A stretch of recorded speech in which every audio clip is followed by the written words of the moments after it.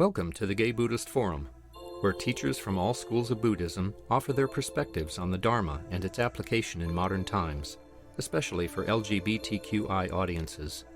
These talks are offered freely to the world and made possible by appreciative listeners. If you would like to support our efforts to share the Dharma with underserved audiences, please visit gaybuddhist.org.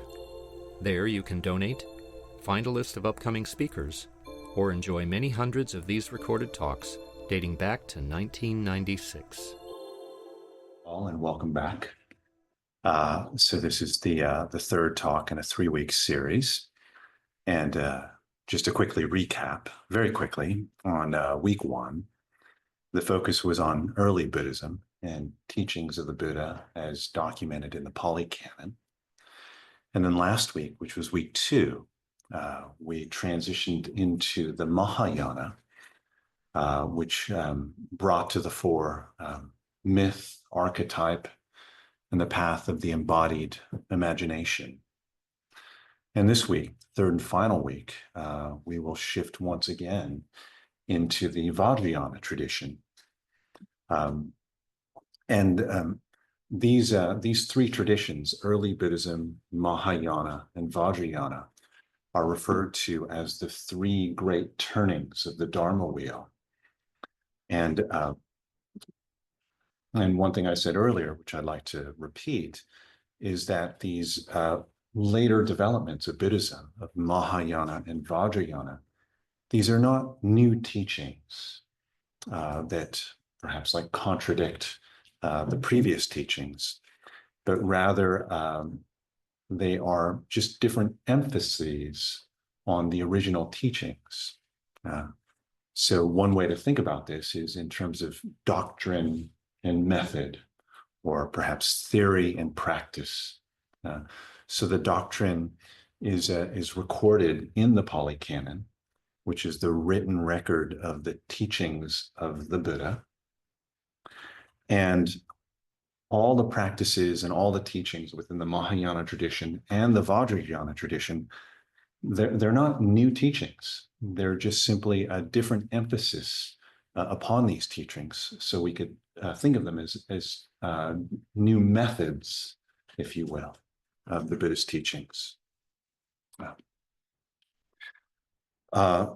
So briefly around this evolution of these 3 turnings. So in the Pali Canon, in early Buddhism, at the time of the Buddha, disciples of the Buddha, they had a living example of the teachings of the Buddha in the Buddha himself. Someone who walked the earth, who embodied the teachings, and who exemplified the teachings. And after the Buddha died, all of his chief disciples worked very diligently to preserve the teachings of the Buddha, because at the time Buddhism was an oral tradition, so it needed to be preserved. So there was a great deal of effort put into systematizing the teachings and categorizing the teachings and whatnot. And this period lasted roughly, 500-ish years.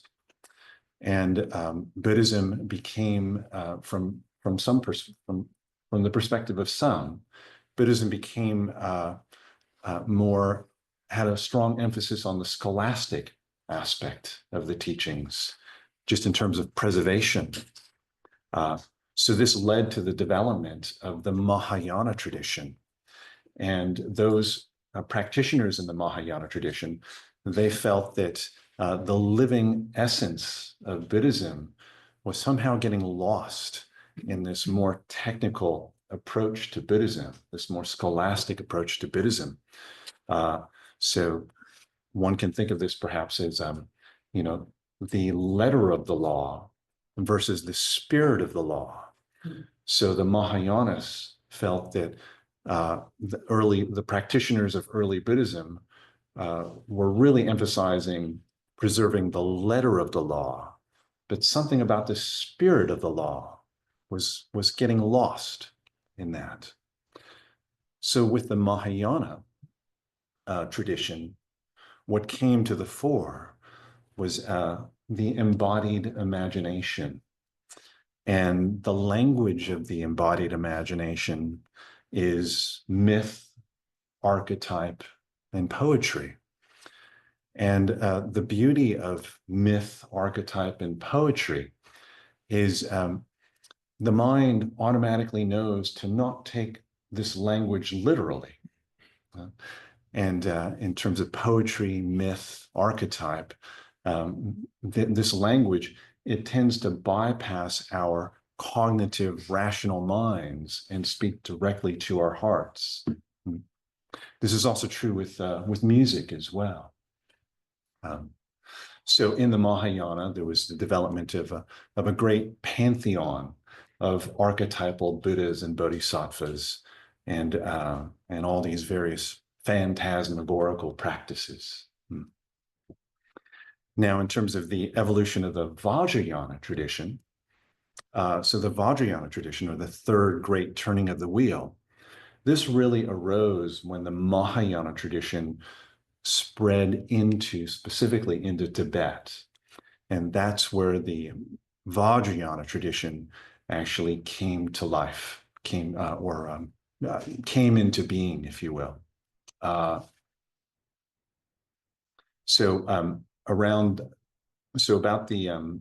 the way Buddhism spread, or the way Buddhism evolved, is whenever the teachings of the Buddha entered into a new culture, Buddhism went through this process of integrating itself into that new culture. So it would take on flavors of the new culture, aspects of the new culture, to make it more accessible to those individuals within that culture. So that's true here in this country, in the United States, and it's also true in terms of Tibetan Buddhism as well. Okay. So that's all I'll say about the recap. So that's where the ground we've covered so far. So around the development of Vajrayana, the indigenous spiritual practice, the indigenous religion of Tibet at the time was the Bon tradition. And the Bon tradition is, it's fundamentally, at its essence, it's a shamanic tradition. It's an animistic tradition. So animistic means everything is alive and we are in relationship with everything. So it's very interesting to contrast, I'll say American Buddhism versus Tibetan Buddhism. So I'll start here with American Buddhism. So this country is founded on this principle of rugged individualism. So that the Great Revolution was, we rejected feudalism. Don't tell us what to do. And actually in New Hampshire, if you've ever been to New Hampshire, their license plates have their state motto on the license plate. So every single car has on it, live free or die. This is the roots of this country. Don't tell me what to do, live free or die. Don't mess with Texas. Or else you know what's coming.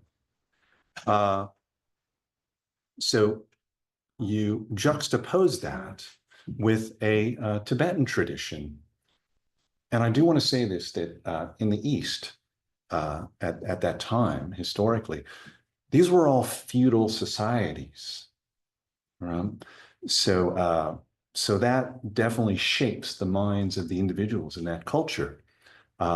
So you have a feudal society, you have a animistic and shamanic kind of flavor to the culture. So it's very easy for the Tibetan mind to be devotional. So take the example of bowing to a shrine. So this is a shrine. It's an image of the Buddha. And in Western circles, there's always this kind of tension or debate, if you will, around, well, should we bow to the shrine? Should we not bow to the shrine?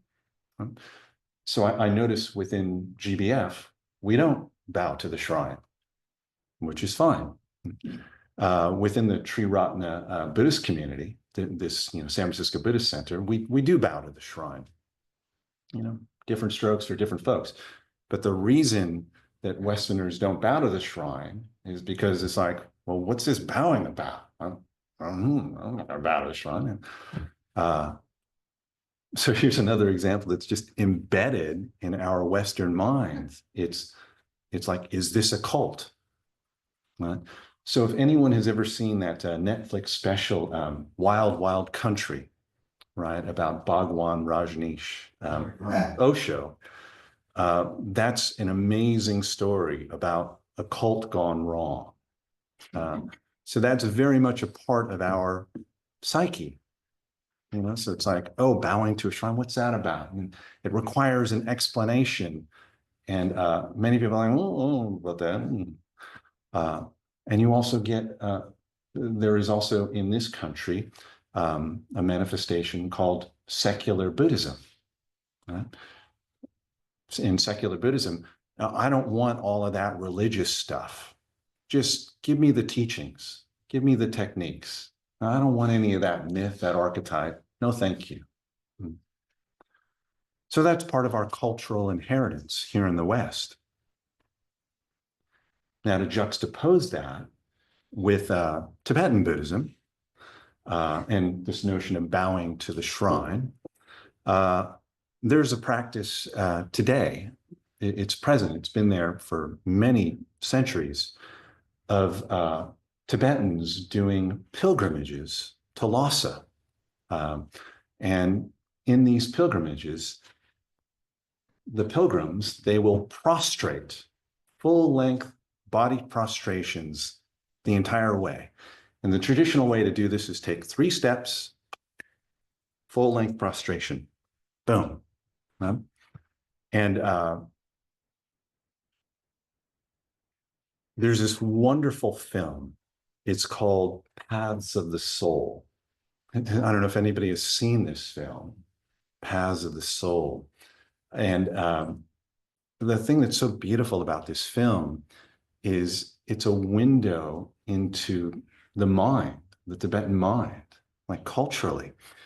So this film, it's not a documentary, it's just a narrative about a group of Tibetan villagers. And there's one person who has this lifelong dream. Oh, I've always wanted to go to Lhasa on pilgrimage.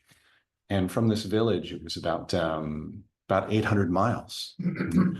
And this one person decides, I'm going to go. I'm going to do this before I die. I'm going to do this pilgrimage. And as this news spreads, then his cousin comes in. Can I go with you? And then another, can my son go with you? Can my mother go with you? So then what happens in this movie is then there's this whole caravan of these Tibetan villages that decide to go on this journey. And this film just tells the story of their pilgrimages. So just watching the trailer is just like this line of about 12 people on this deserted road. It's like snow covered. This is like high altitude. And they're just 3 steps, boom, boom, boom, boom, boom, boom. For 800 miles.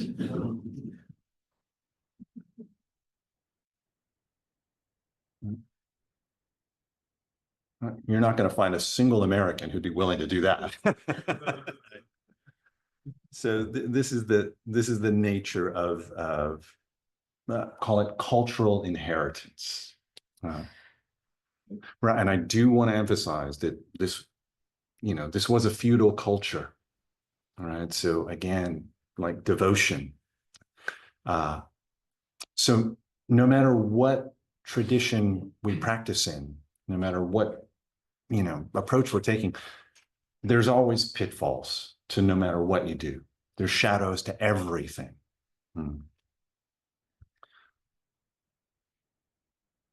Okay, so now I'd actually like to just speak much more personally about how the Vajrayana tradition has shaped my journey and really opened up things for me in terms of practice.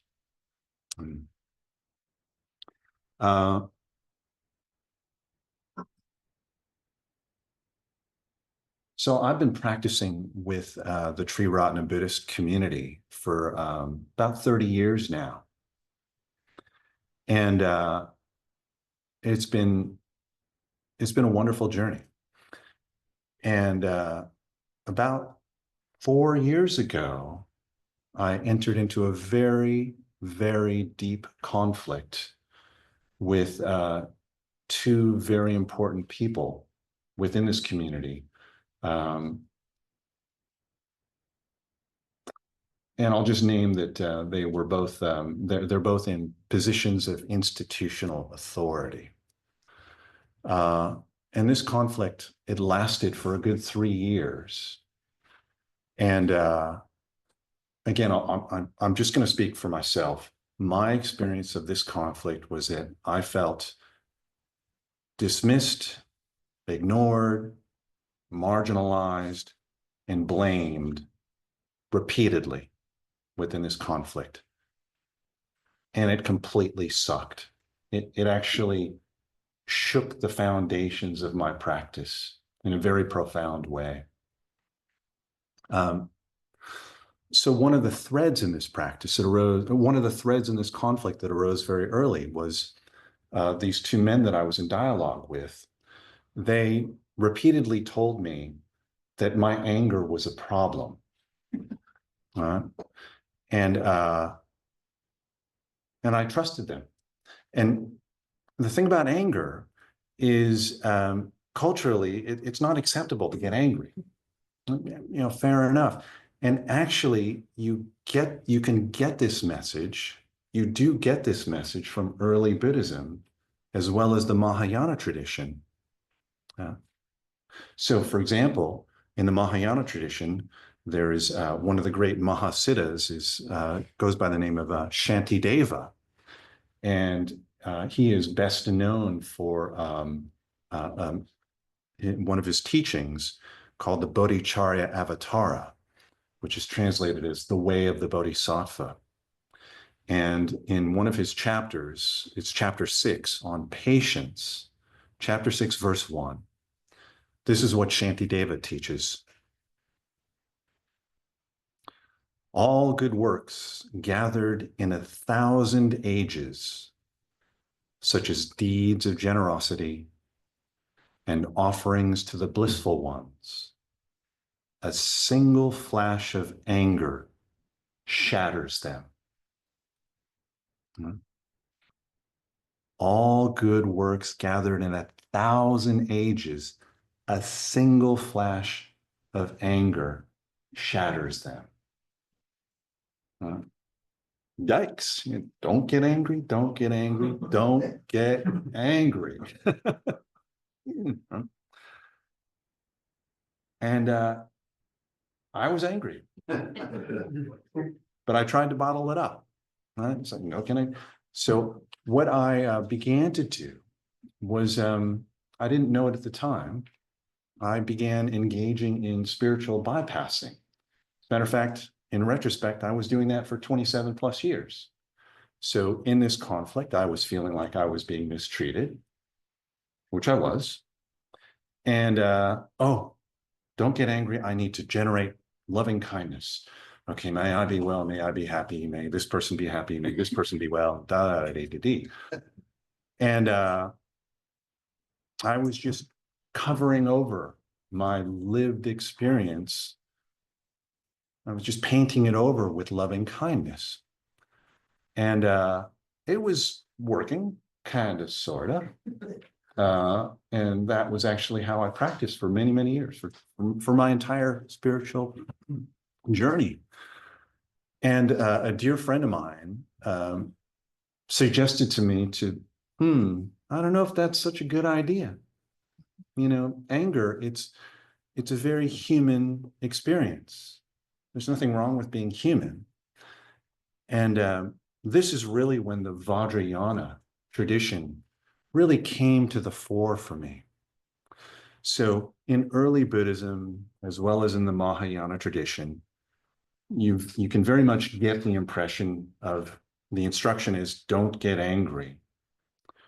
Whereas in the Vajrayana tradition, the approach, the method is quite different. It's, well, actually bring everything on the path, including anger.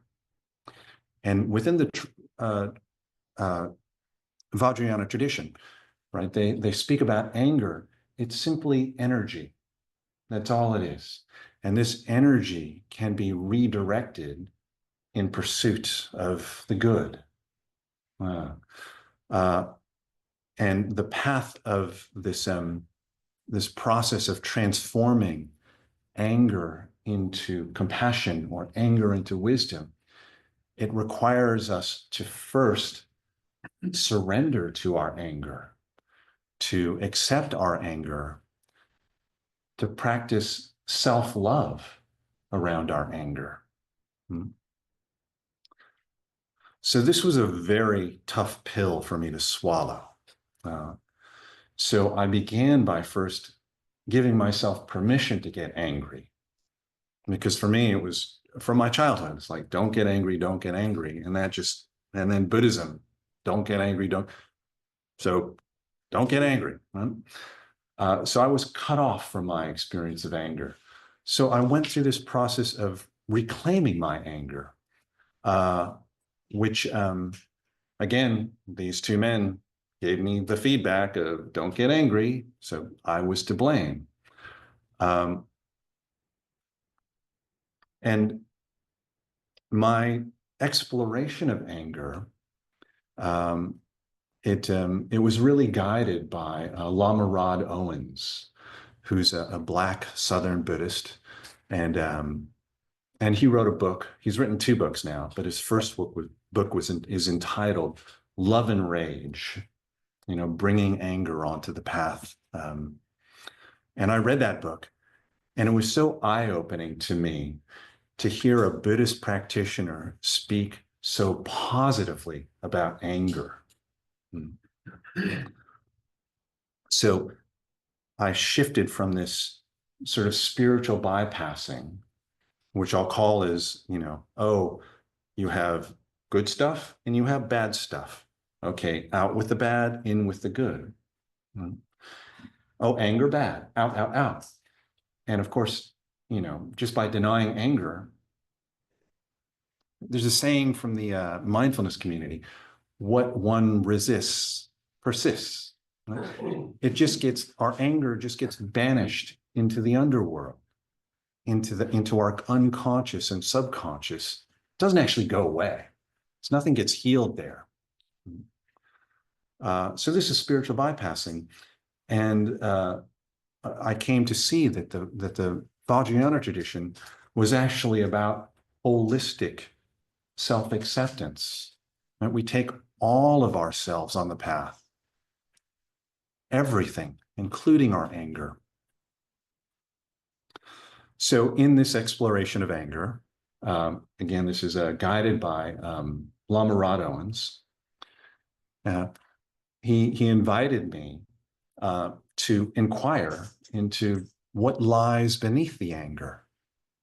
And this is a really interesting question, like, what lies beneath the anger? So, first give myself permission to get angry. Okay. Just let that energy out. Just let it arise, let it fade, and deal with the collateral damage later. Because it's hard, it was very painful for me internally to get angry. And I am absolutely certain that it was very painful for others to be on the receiving end of my anger, or even to witness my anger that was not directed at them, but rather to someone else. So just as a culture, we're just anti, we're conflict averse. So as I began to inquire what lies beneath the anger, well, what was there was unmet needs. I had a need, I have a need to be treated with dignity and respect. That was not happening. I raised it. I got denied. I got blamed. That made me angry. It's like, okay, that's fine. I'm angry. I get it. Thank you, anger. Lama Rado, and also speaks about this, is anger serves a very important purpose. Anger protects us. When we feel threatened, when we feel unsafe, that's what's being indicated by anger. I feel unsafe. So I felt unsafe. That's interesting. Okay, well, where am I looking to get these needs met? And turns out I was looking for love in all the wrong places.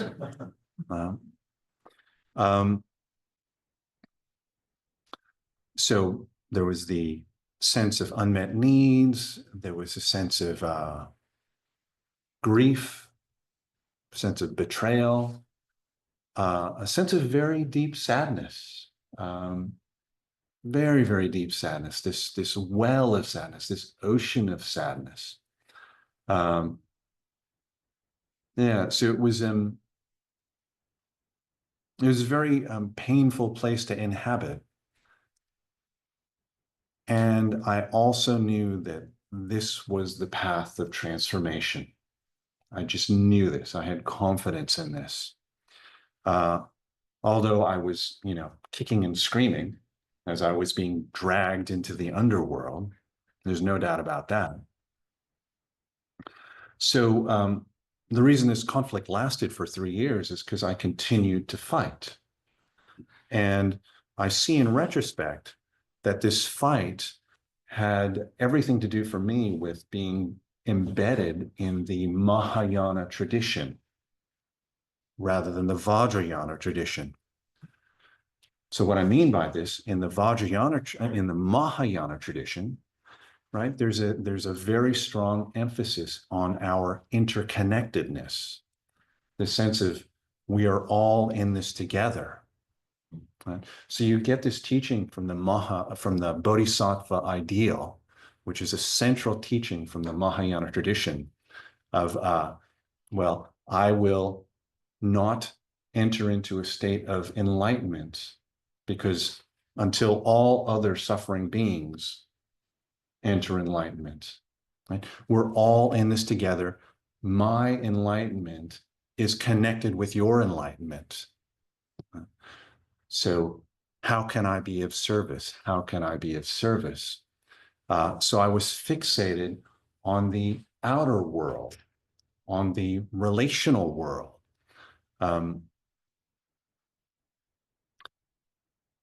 And what arose for me in this conflict was the fight was killing me. It was just draining the life energy out of me. And I experienced my own anger as being toxic. It was like eating poison. So I chose to walk away from this conflict. And it continues to be unresolved externally. And I chose to focus internally on the mess internally. Right? So the world out there, it's a big hot mess. It is what it is. Right? I can't fix it. I tried to, and the fight was killing me. You know what? I need to withdraw and focus on the big hot mess here, internally. Right? Just let that all go. Which is what I did. So I walked away from the conflict. And I also, in my bio, I said that I removed myself from all institutional roles and responsibilities as well as teaching. And I frame that as a period of wandering in the wilderness, of leaving the monastery, which really means it symbolizes leaving behind all social norms of any given social group, expectations of how to behave, what's good and what's bad. And wandering in the wilderness means, it really means being guided by one's own inner wisdom. And from a Vajrayana perspective, right, it's not my inner wisdom that I'm being guided by. It's actually the inner wisdom that I receive from all the Buddhas and Bodhisattvas. So it's actually a surrendering of me. And when I say this, it's a surrendering of I'm in control. I'm curating the show. So this is good. Yes, yes, yes. That's bad. No, thank you. No, thank you. Here's a great question.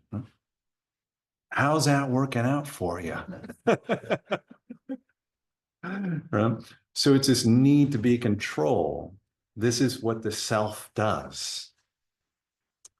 So it's surrendering this self, surrendering to what is the path of practice.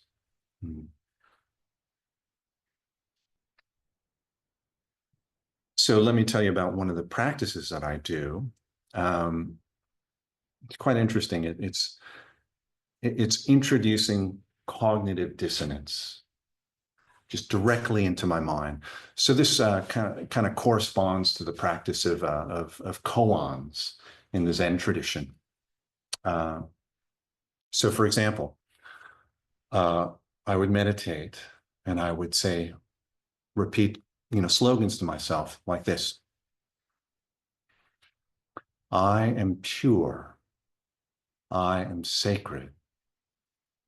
I am primordially empty, like space. And these two men that I'm in conflict with, I would say, these two men are sacred, are pure, and primordially empty, like space. So in the early days, when I would say this, right away, it's like, no way. That's crazy. There's nothing pure about what happened in that conflict. There is nothing sacred about what happened in that conflict. Yeah. Actually, to be completely honest, their actions to me are unforgivable. The way this stands. It's not forever, but that's the way I feel. And as I continue to do this practice, what I have come to see is it is this act of cognitive dissonance. So in the Vajrayana tradition, actually, it's not just the Vajrayana tradition, it's all of Buddhist tradition. They will speak about non-dual awareness, or they'll speak about direct experience, or big sky mind, pure awareness, rigpa. There's all these just words that are pointing at non-dual awareness. So what is this talking about? What's this pointing at? Well, let's first talk about dual awareness. Well, dual awareness is like, oh, anger, bad. Loving kindness, good. That's a duality. In non-dual awareness, our perceived conflicts, they just simply dissolve. It's actually quite mysterious. So knowing that the mind is fundamentally dualistic in the way that it operates, good, bad, etc., etc. We actually, the Vajrayana tradition uses this quality of the mind to liberate the mind. Right? So it's not that I am pure, or it's not that others are impure, because that's just a dualistic way of thinking, pure and impure. Those are just simply labels. Same with something is sacred, something is mundane. These are just all labels, and it's dualistic, but it's actually a method.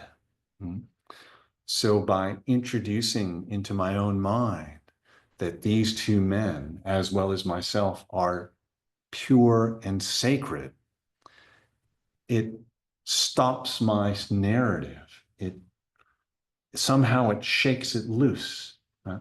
And the only way out is to allow the entire conflict to dissolve.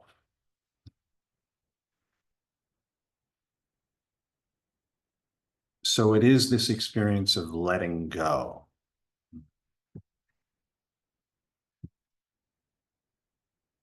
So in the Vajrayana tradition, they speak about enlightenment as the inseparable union of bliss and emptiness. The inseparable union of bliss and emptiness. So emptiness is a vast topic. I can't really say much about that. What can you say? But bliss, right? Again, cognitive dissonance. There was nothing blissful about this conflict. Nothing, right? So what's this word bliss pointing at? Well, the Buddha was very clear about this in terms of discerning two different kinds of pleasure. So there is the worldly pleasures, which are about, this is what I want, and when I get what I want, then I'm happy. That's what worldly pleasures are. And the marker, the indicator of a worldly pleasure is it always leaves you wanting more. You can never get enough of worldly pleasures. So the Buddha also defined a second type of pleasure, which is translated as unworldly pleasures. And that's what this word bliss is pointing at. So it's not about just pleasure. It's actually, bliss is actually the pleasure that arises from letting go. It's the pleasure that arises from surrendering. So I can notice this now that I've been practicing this way of thinking that I am pure and sacred, and all of my enemies are pure and sacred, that the whole world is pure and sacred. There's something in me that has that just has loosened up and just opened up, where I am holding much less tightly, yet I continue to feel deeply.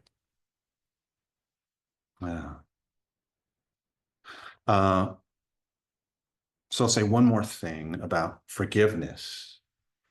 Again, it's like their actions are unforgivable. And one of my new practice slogans is this. It's a very deep contemplation. When I do not take things personally, there is nothing to forgive. When I do not take things personally, there is nothing to forgive.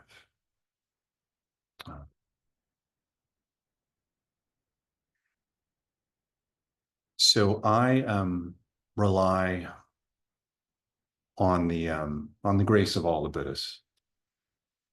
Surrendering oneself. Well, if I'm not relying upon myself, who am I relying on? And it is the grace of all the Buddhas.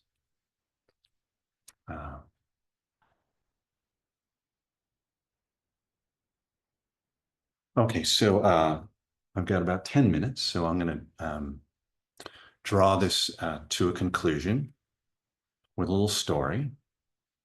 And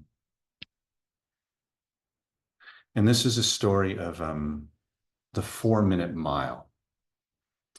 So the 4-minute mile, this barrier, it was broken in 1954. And for decades, people felt that it was not possible for a human being to run a 4-minute mile. Like this was the holy grail. Runners were trying to run a 4-minute mile for decades and nobody could do it. So people started to question if it was even physically possible for a human being to run a 4-minute mile. And then in 1954, somebody broke the 4-minute mile. And then what happened? It's really fascinating. About a month later, another person broke the 4-minute mile. And then the next year, 3 more runners broke the 4-minute mile. And many, many runners have done this after this, since then. So it's very clear in retrospect that this was a psychological barrier rather than a physiological barrier or physical barrier. And this story really, really highlights the powers of our beliefs. So at the end of last week, I invited us to contemplate this question. Can you imagine yourself as being completely free of stress and anxiety at all times and under all conditions? Can you imagine yourself being completely free of stress and anxiety at all times and under all conditions? That was the question. I also said something about when we enter into the embodied imagination, the realm of the embodied imagination, it's not helpful to ask, is this true? But rather it's much more helpful to ask, is it helpful? So whether or not you think you can be completely free of stress and anxiety, doesn't matter. It's actually helpful for you to think this. It's helpful for me to think this. In the same way for these runners, they had a living example of someone who broke a 4-minute mile. And they said, wow, if that person can do it, so can I. There's the Buddha. If that person did it, so can I. And I get this all the time. Well, how'd you know he was enlightened? I don't know if he's enlightened. I don't know anybody enlightened. It's fine. Who cares? It's helpful. It's helpful to simply trust that.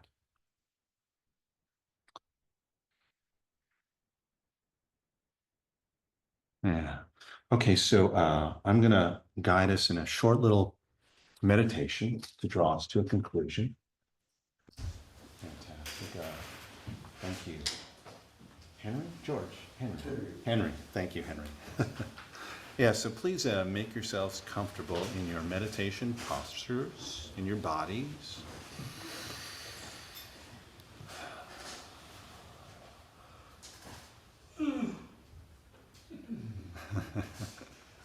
That's good. I'm a fan of yawning. And I'd like to just drop this this affirmation into our minds.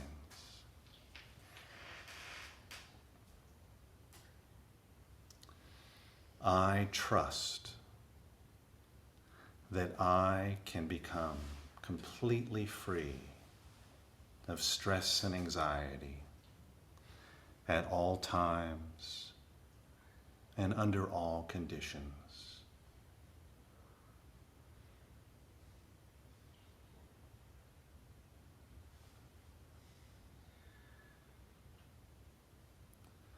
I trust that I can become completely free of stress and anxiety at all times and under all conditions.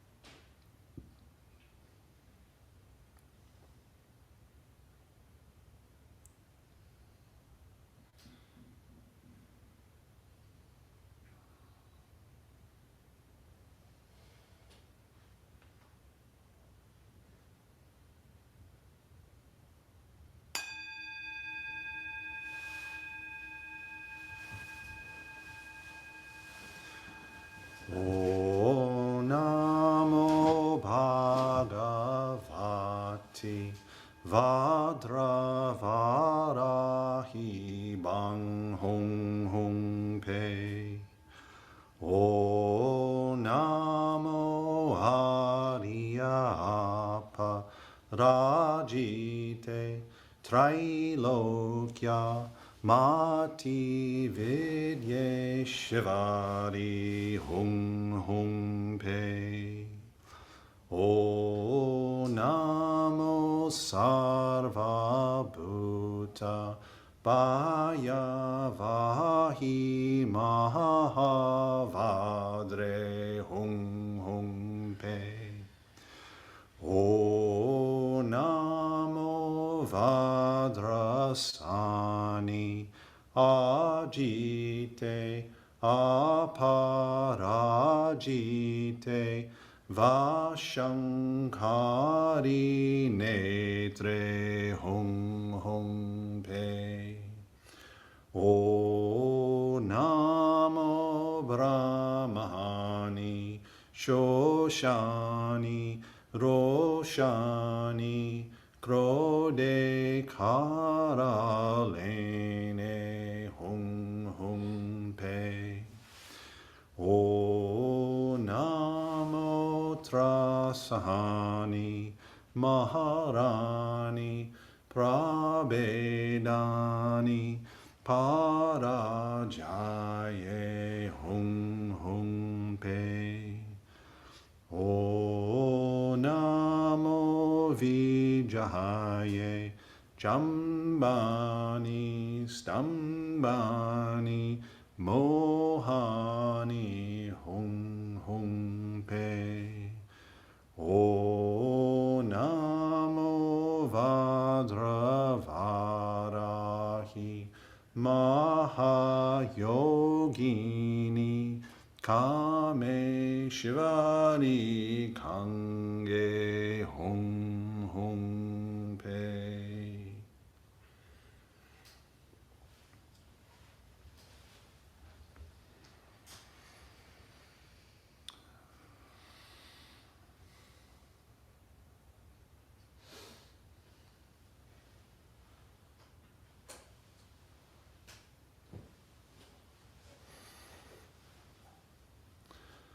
Bhavatu sabba mangalang rakantu sabba devata sabba buddhanu bhavena sada soti bhavantu te. Bhavatu sabba mangalang rakantu sabba devata sabba dhammanu bhavena sada soti bhavantu te. Bhavatu sabba mangalang rakantu sabba devata sabba sanghanu bhavena sada soti bhavantu te. May all blessings be yours. May all deities protect you. By the power of all the Buddhas, may all happiness be yours. May all blessings be yours. May all deities protect you. By the power of all the Dharma, may all happiness be yours. May all blessings be yours. May all deities protect you. By the power of all the Sangha, may all happiness be yours. Jai Bam.